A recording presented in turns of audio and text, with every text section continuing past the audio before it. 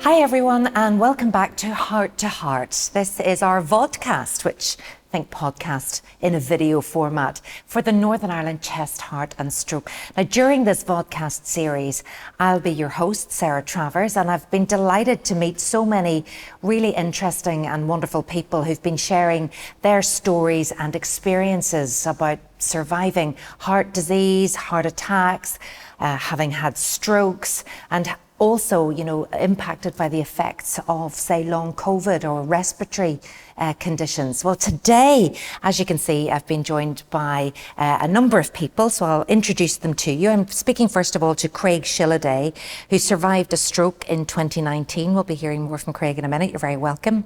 And Damien Hillen, who underwent major heart surgery that same year.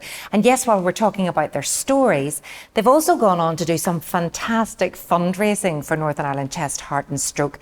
They want to give back, and that's really common and also really, really important, because 90% of Northern Ireland Chest, Heart and Stroke's work is completely funded by the public. So without this fundraising, all of the services that the charity provides and that vital support just wouldn't be there. So I'm also delighted to be joined by Nadia Duncan, who is the Events and Marketing Manager at Northern Ireland Chest, Heart and Stroke. And Nadia, that is incredible, really. A lot of people don't understand that you so much rely on fundraising to exist. Absolutely, and as you've just said, the figure, almost 90% of everything we do, and the support in the community, the research that we fund locally, is all supplied by public donations, and it's been a very difficult past 18 months for everyone, and we completely understand and recognise that it's been, people have been affected financially by the pandemic,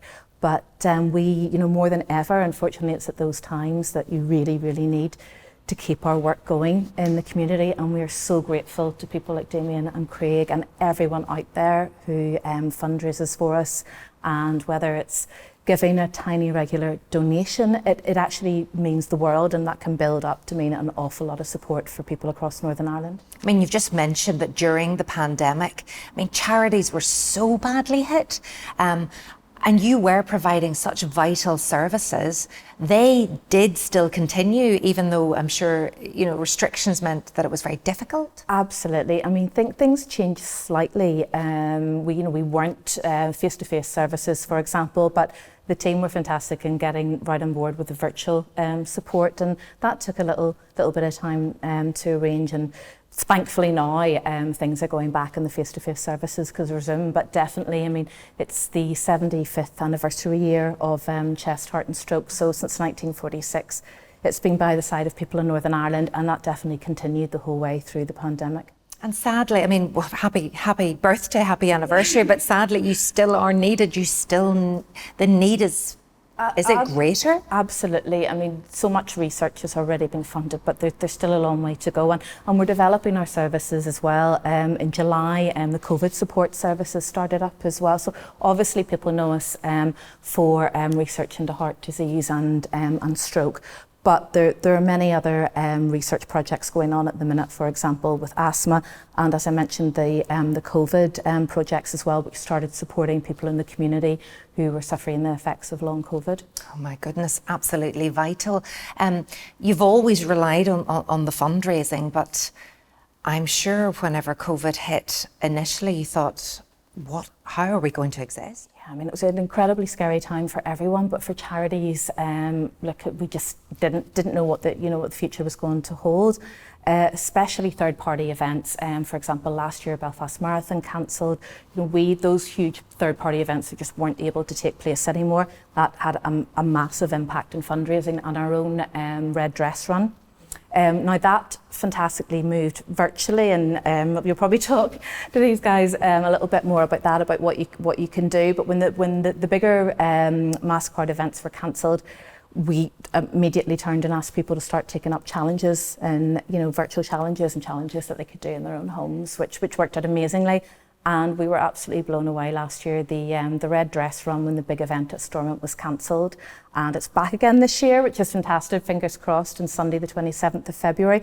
But when it was cancelled for 2021, we still raised an incredible £50,000, which was just amazing. Just from people going out and doing their own runs and, you know, joining in other ways. And we hope we've learnt lessons from that as well, because not everyone wants to.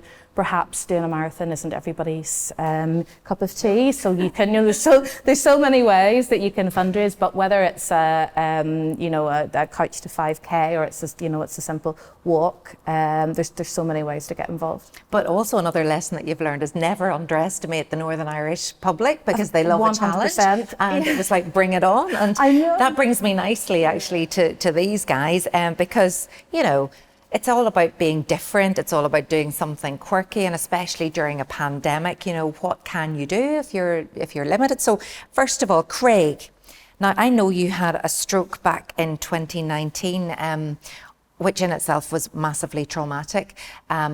You've benefited from the services and the support at Chest, Heart and Stroke, but just recently, now at the time of filming, in May of this year, it was a couple of weeks ago, really. July.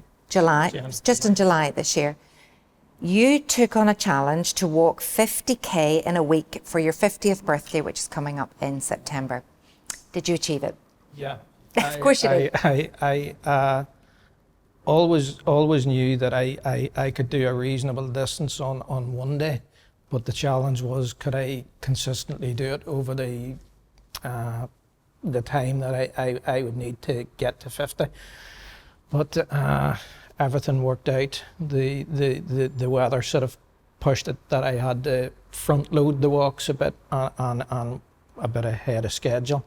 But with the way the weather turned a bit, I was able to manage and got actually to 58. No bother to you, and you've raised an awful lot of money as well in the process, and there's still money coming in. Yeah, it's just under two and a half thousand as we talk. Amazing. Why was it so important for you to do this? I had gone to the prep program. You know, Chest, Heart and Stroke had contacted me after I had had the stroke, and I would have went to the support group and got a lot from that, and got to see a lot of other folks and a lot what could have been the case, and a lot of people weren't fit to do the walks, but I was, so I decided that I would do that on their behalf as much as mine. So just for those maybe who don't know, PrEP is the physical rehabilitation exercise program. You had your stroke so young. I mean, tell me what happened. Well, we were in Toronto on holidays, and I felt as fine as I do now, and without any warning, just bang, and it hit, and it was pretty obvious straight away. Both myself and my wife knew exactly what had happened because of the FAST, you know, face, arms, speech, time. We knew exactly what had happened, and she was fit to tell the people it was a stroke. So they were out immediately. And I'm as good as I can be now because of how quick the help came. I was in hospital inside 20 odd minutes.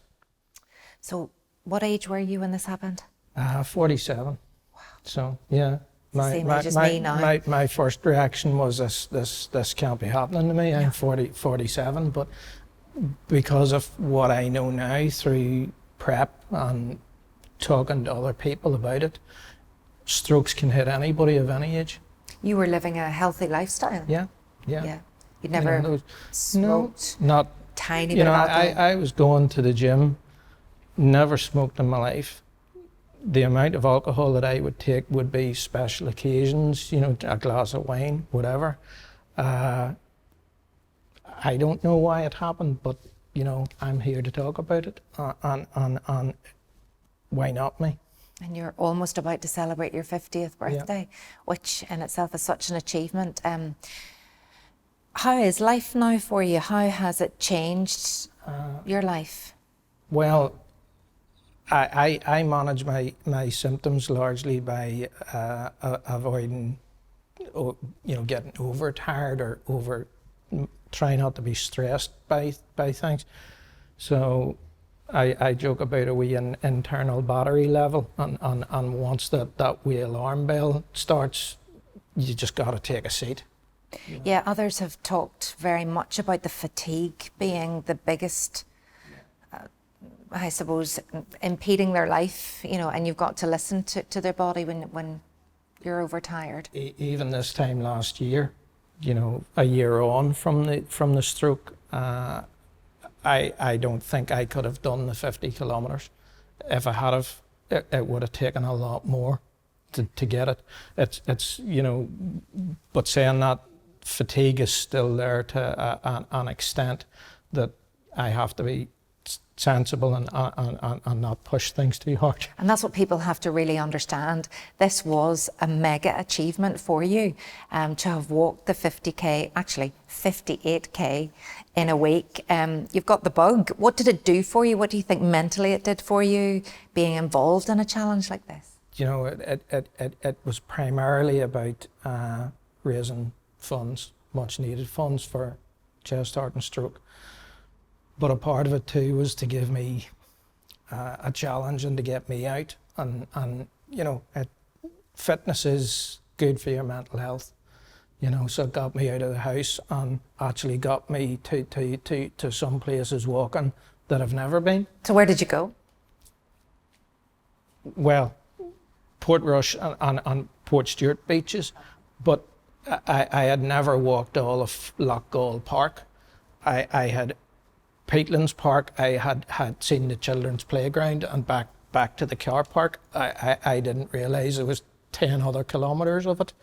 And then local places like Gosford, where again I would have nine times out of 10 went as far as the children's play area and back to the car again. All the way around that is something that I would have done 30 years ago. Oh my goodness, it is incredible, what you've achieved. And how easy did you find the fundraising side of things? Through social media and friends, getting on board and sharing things, and whenever the story went live that I was doing it, I would definitely see an influx of donations coming after that. So, I set my target at 1,000, and I was worried that I was pushing that, and I was over the moon to find that the money was coming in a lot quicker than that. It's absolutely amazing. And did you have somebody to do this with you? Because I know going out on your own after you've had a stroke, or you said that's a bit of a challenge in itself. Yeah, my wife Alison, from the very first minute that I said I would like to do it, she got well on board, and she had to work as well during the week, but she was with me. I would say ballpark, she must have walked at least 30 kilometres of that herself, and she didn't need to do that. Yeah.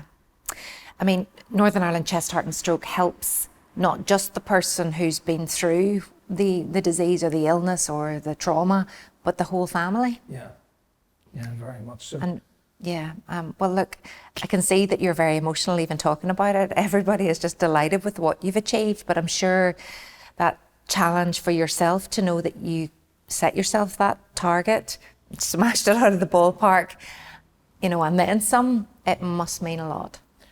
Yeah, it does, because I know how much chest, heart and stroke have given to me and my family, and I know there are other folks out there who desperately need the help that the charity give them, and for me to be able to help that work happen, that's something that I wanted to do. You've mentioned, some of the programs there, but was there a particular moment or a particular person, within the charity that you remember, or you think that made such a difference?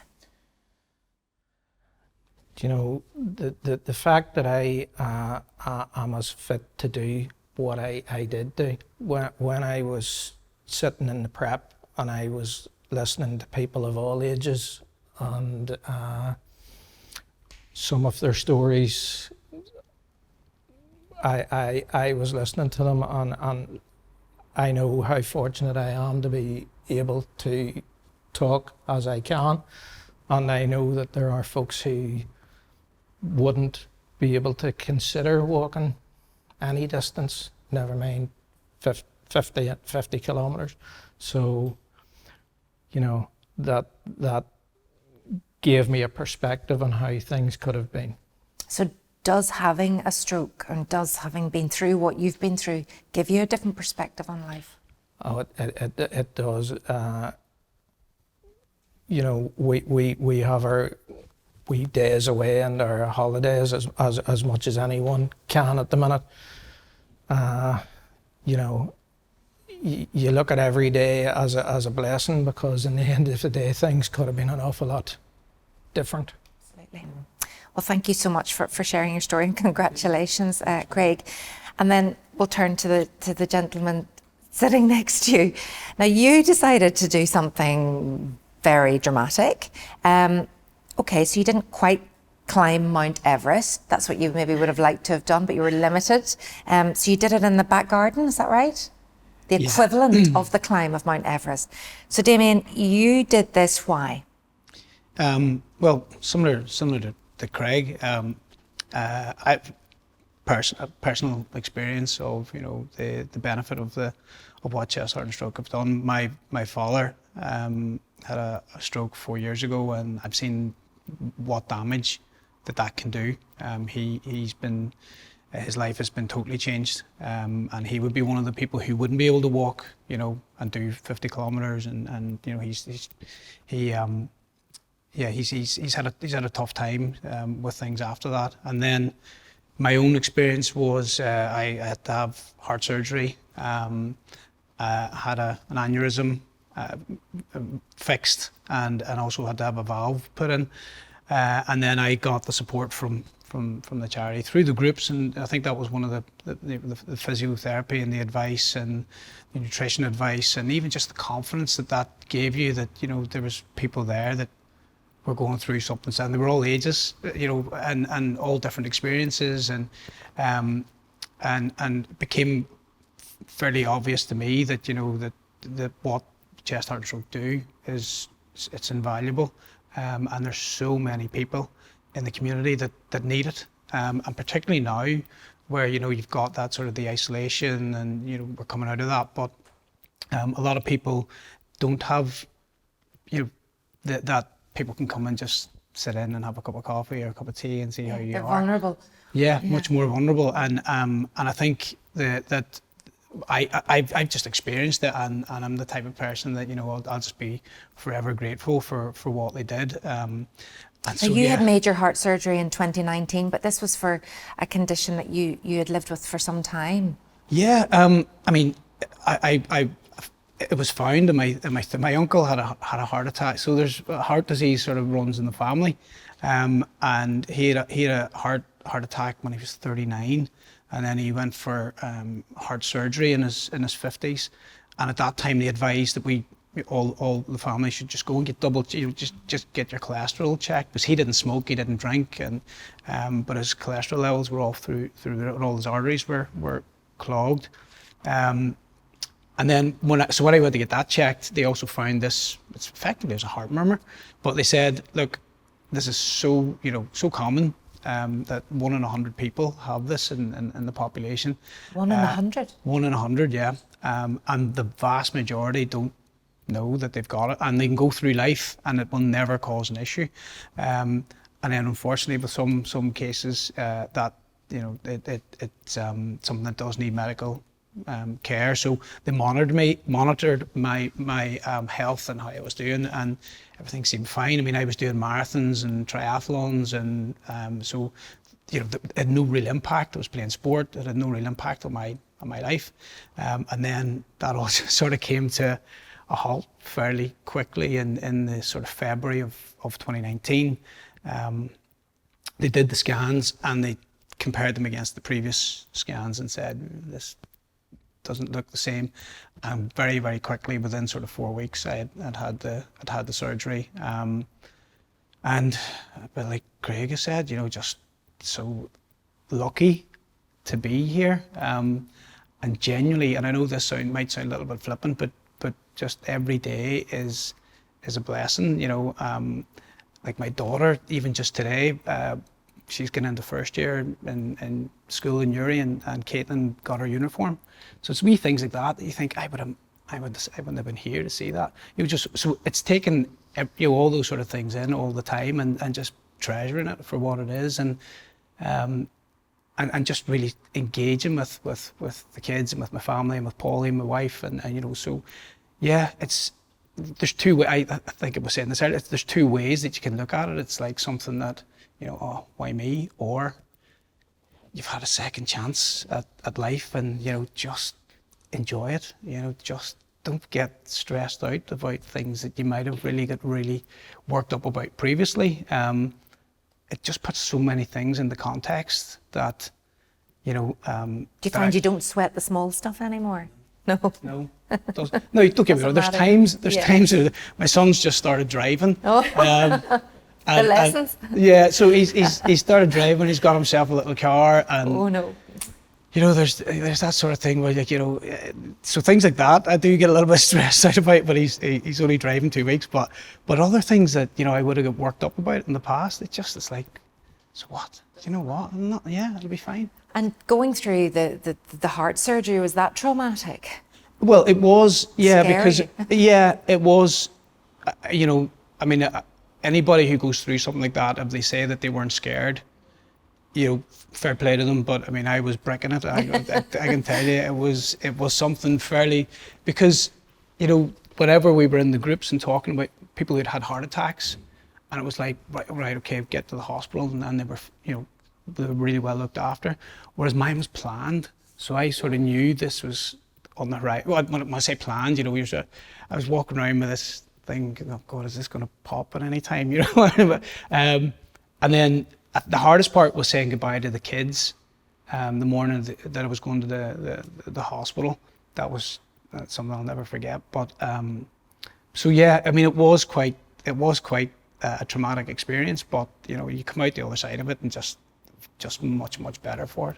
I mean, you seem to be so fit and healthy. You were talking about running marathons, etc. Do you think being in good health helped you with your recovery? Well, that's what the cardiologist told me. You know, that having that level of fitness, and just having that throughout my life, you know, that helped massively with the recovery. And had I not really been looking after myself, that it could have been a lot worse, you know. Do you know what's so amazing, I think, too, is actually hearing you admit that you were scared. A lot of times with men and emotions, we feel like we can't cry or we can't be emotional, but actually, from everybody that I've spoken to in these vodcasts, it's like we want to share, we want to talk, and Northern Ireland Chest, Heart and Stroke allows you to do this, Craig, as well, doesn't it? Yeah. You know, there's no shame in saying I was scared as well. You know, when because I had to wait for Alison to go and get help, and in that space of about 2 or 3 minutes that she was away, that felt like half an hour to me. Well, I was scared. Yeah, and you know, you're the backbone of the family and all of these things, and actually your life must flash in front of you. Well, there is definitely an element of that. You know, as I said, mine was sort of planned, so I knew when I was going into hospital, and it was, you know, it was quite quick. But I had maybe a week to 10 days from knowing that I was getting the date, and there's a lot goes through your head about what would I do differently, or, you know, if I come through this okay, what will I do differently? And like you were saying there, you know, if you'd asked me sort of these sort of questions 4 or 5 years ago, I wouldn't have admitted, you know, that I was scared. You know, I was a bit worried, but you know, I think you do come to terms with things and think, you know, there's not what's the big deal about just admitting that, you know, it was a really worrying time. It was a worrying time for my family. It was a worrying time for the kids. But you come out the other side, and you know, one of my friends actually said to me, I'm probably in the best position because, you know, I've been through so many different tests that they would have found something, you know, if there was anything else going on, they would have. So he says, like, you know, I'm actually in a better position than he is. But again, it's just trying to be positive about things and take a positive view on it. And again, that's why when we did the charity event, it was goals for me. I mean, I like to set goals and targets and something to work towards. It got me active again, gave me something to work towards. And more importantly, it sort of raised money for the charities. So talk us through when, I'd say you're the sort of guy too that's like, right, I'm going to pick something, you know, let's go hard or go home. Yeah. So you decided to climb the equivalent of Mount Everest. Yeah. Where did this come from? Well, do you know what it was, Sarah? I was helping out doing a bit of coaching with the Gaelic club, with the girls' Gaelic club. My daughter was playing for the team, and the coach, a guy called Jimmy, rang me just to see how I was because I was in lockdown, shielding, and I couldn't go outside. And this is when it was a really, really scary time. You know, we've suppressed the immune system and been warned not to go outside. You know, sanitize your shop and all that sort of stuff. So I literally did not go outside the house, and I was mentally that's quite tough. I wanted to set myself a goal, so he rang me and he says, "How are you getting on?" And I was having a chat with him, and I told him, "Look, I've set this target of it's 116,000 steps to go up and down Mount Everest in terms of the elevation. I've got 5 steps in the garden. I'm just doing a few. I'm going to do that each day and just try and keep myself fit and healthy. Plus, I've set myself a target to do walk a marathon in my back garden." And he was like, "That's nuts." That's mega, because you know, most of us struggle to do the 10,000 steps a day. I'm always falling short of that. I thought that you had to do 1,006. No, tell me again how many. It's 116,000. Yeah. And he called me back afterwards and he said, "You know, why don't we, if you're going to be doing this, why don't we, you know, raise some money for charity?" And that's what we did. And it was just the buy-in from the community was incredible. I mean, Saval's like this. You drive through it, and you wouldn't even know you've passed it. There's that's where you live. Well, I live in Newry, but I'm just on the outskirts of Newry, so that would be the club that my kids would be connected to, and that I was coaching for. So so the money was sort of split between chest, heart and stroke. So I think it was like about £12,000 for the charity, and then money then went to the club. So there was like a legacy project where we built a walkway around the pitch because it's in a rural area. There's no street lighting. It's quite dark in the evening, so you know, people getting the opportunity to exercise, either go to a gym, and there's some people just aren't really comfortable with that. So what the club did was they've built a walkway that's accessible 24 hours a day. So there's people using it. You know, so they'll drop their kids off to go and get coached, and they'll walk around. So it's a kilometre. It's lit. It's a safe environment. It's within their half a mile of their houses and stuff. So it's been great. So we were able to have that, and as I said, that's a legacy project that'll be there for forever. But £12,500 also went to. Yeah, went to chest. So what did you raise in total? It was around about 20,000, 25,000, something like that. Craig, it's all right. £2,500 is still amazing. It's amazing.